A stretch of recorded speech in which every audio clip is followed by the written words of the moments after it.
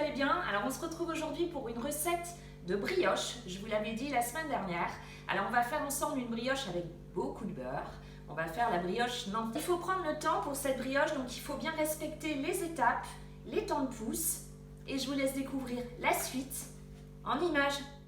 Au niveau des ingrédients, il me faut 250 g de farine T45, 10 g de levure fraîche, 3 œufs, donc il faut les peser, c'est très important, sans les coquilles, il nous faut 150 g, 5 g de sel, 30 g de sucre en poudre,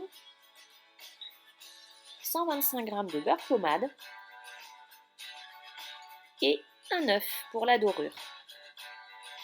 Alors je vais commencer par fouetter mes œufs et je vais peser précisément 150 g. S'il m'en reste, je mets de côté au frais, ça me servira de dorure. Ensuite, dans la cuve du robot, j'y verse ma farine, mon sucre et mon sel. Et je viens mélanger le tout. J'y ajoute ensuite mes œufs battus, donc important, je le répète, 150 g. Et je viens émietter ma levure fraîche.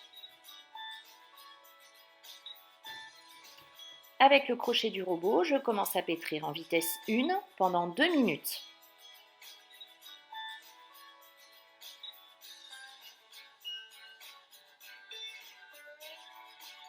Il ne faut pas hésiter à venir rabattre les bords pour que tout s'incorpore bien.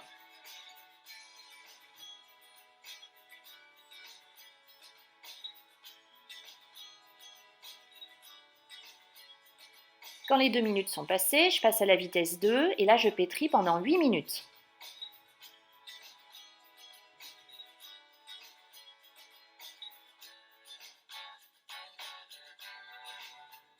Après les 8 minutes, je repasse en vitesse 1 et je viens y incorporer mon beurre pommade et je vais venir pétrir pendant 2 minutes. Même chose que tout à l'heure, je n'hésite pas à faire bien incorporer à la pâte mon beurre. Je rabats les bords. Je passe ensuite en vitesse moyenne et je pétris à nouveau pendant 10 minutes. Attention, la température de la pâte ne doit pas dépasser 29 degrés. Quand les 10 minutes sont passées, j'enlève le crochet et je dépose ma pâte dans un saladier propre en mettant un peu de farine dans le fond. Je recouvre de film alimentaire et je vais laisser la pâte pendant 1 heure à température ambiante. Quand l'heure est passée, je reprends ma pâte, j'y dépose un peu de farine et je vais la rompre en la dégazant. J'appuie sur celle-ci et j'enlève tout l'air. Et je n'hésite pas à bien fariner mon plan de travail si la pâte semble trop collante.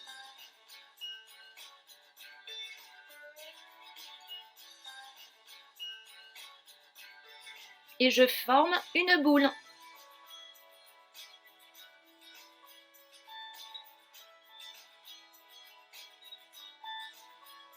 Et je la redépose dans le saladier.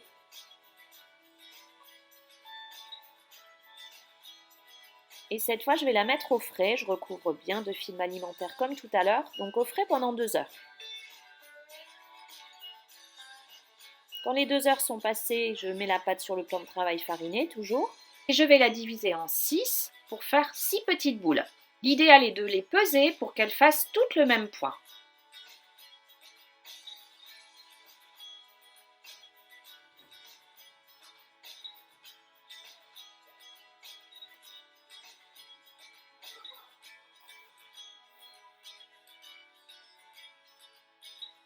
Et ensuite, dans un moule chemisé de papier sulfurisé et bien beurré, je viens les déposer.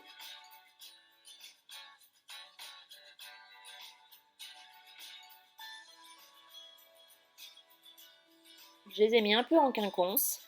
Je vais venir dorer. Donc à l'aide d'un pinceau, je badigeonne. Donc moi j'ai utilisé le reste de l'œuf de tout à l'heure, des œufs de tout à l'heure battus. Si vous n'en avez plus, il faut rebattre un œuf. Et je vais donc laisser pousser à nouveau dans un endroit chaud le plus possible de la maison pendant 1h30 à 2 heures. Quand Elle a bien poussé. On vient à nouveau badigeonner d'œufs battus.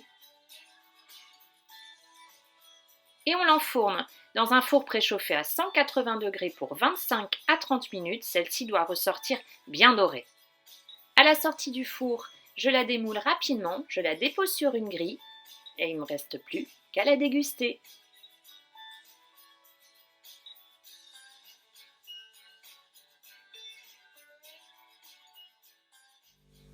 J'espère que la recette vous a plu. Si c'est le cas, n'hésitez pas avec les pouces bleus. Si vous n'êtes pas abonné, il suffit de cliquer sur le petit icône qui apparaît.